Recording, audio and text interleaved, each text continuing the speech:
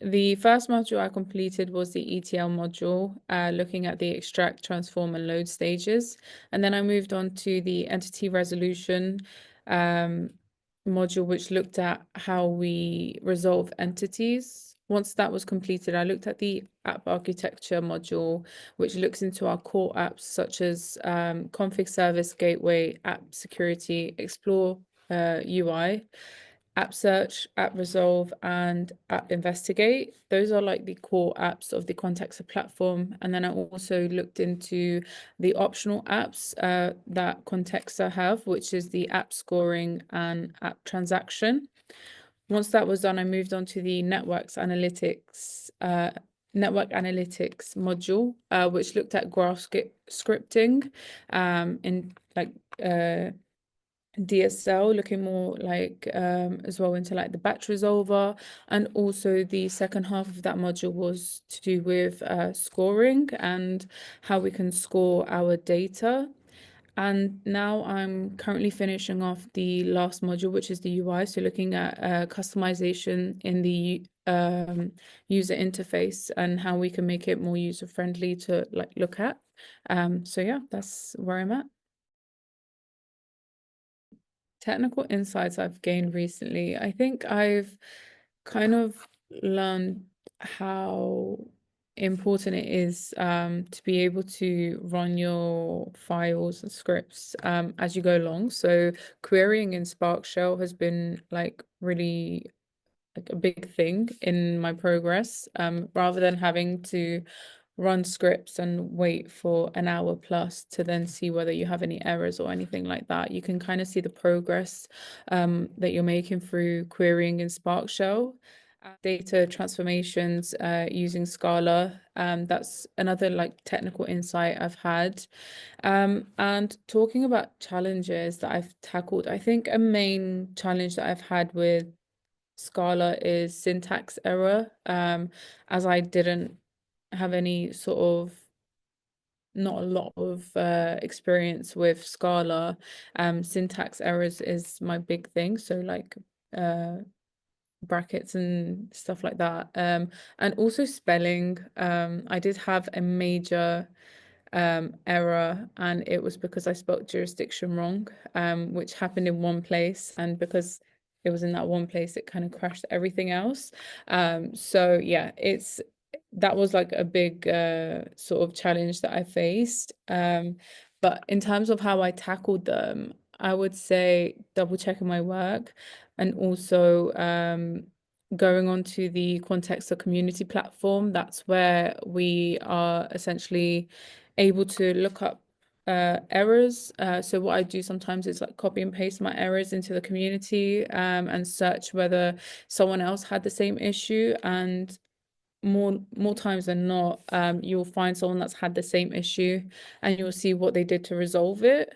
Similarly, if there isn't a post about that specific error, I would post the question on the community platform, and then either someone from the academy or other data engineers part of the Quantexa community platform will essentially answer and try and help you through. Also, the support calls, I talk about them a lot, but they happen daily and they're a nice way of like speaking to someone and having like that hands-on help.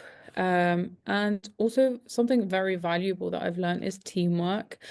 So the people that you're going through the academy with is really important. I have a colleague that's from Boston, and even we started at the same time, and even though she's in Boston, she's my closest person to me because we just sit on call together and we figure it out. And sometimes having like many minds is better than one. So we kind of put our minds together, and also having a second eye to look at your code.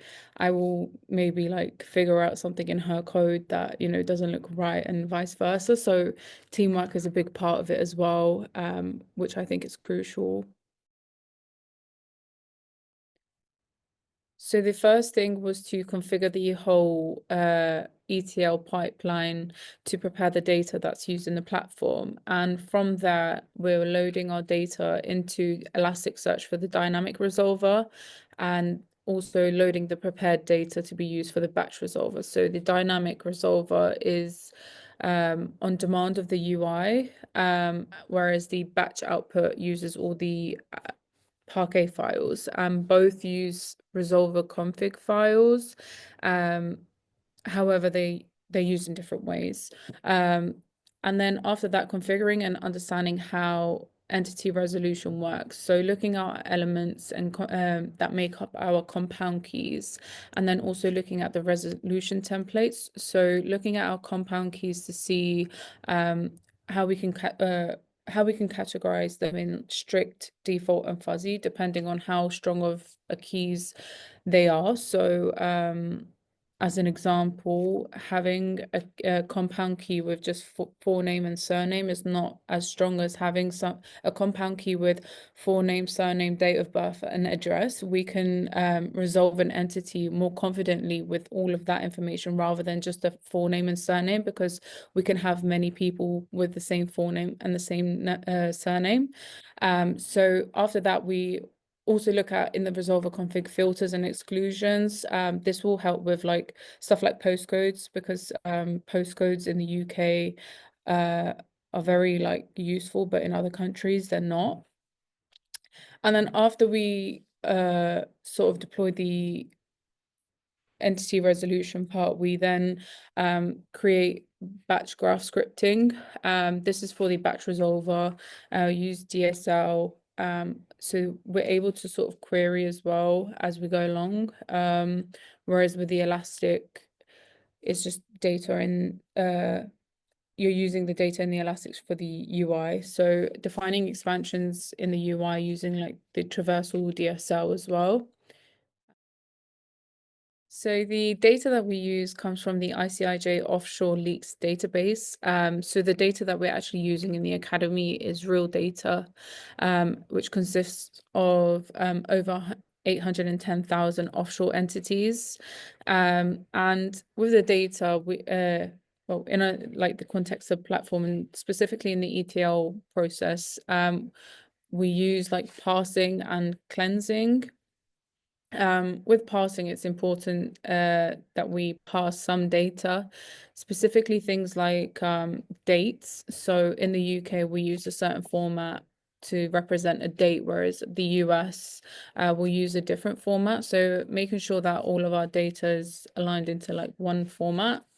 And also cleansing, so getting rid of sort of noise in the data, which is really important because the data quality is important. If you have poor data quality, your resolutions and the network graphs that you produce at the end are not really as strong as if your data quality is strong. And with poor data quality, it comes from like missing data, human error, and also sometimes altered data. So it could be that the data's been altered, which essentially gives out poor quality data. So faking a date of birth, for example. So it is very important to have strong data, accurate data, because then the consequence of it comes later on when we're looking at entity resolution. So for this data set, the entities that I resolved were individuals, businesses, and addresses. So those three entities. And when you're looking at the investigation of those entities, having a poor entity resolution does have an effect on what you're looking at.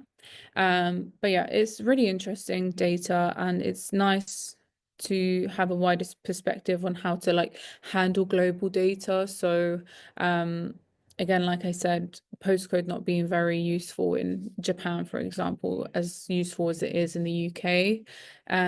But yeah, and last of all, I think the data is important. Like having strong data is also important when we're scoring.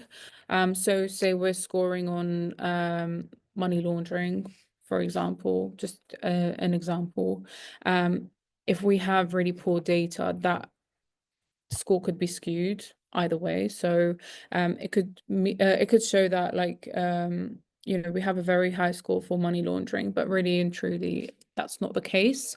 So yeah, the data is the root of everything, and making sure that we have like a strong foundation, so a strong data set is really important for everything that we do in the Quantexa platform.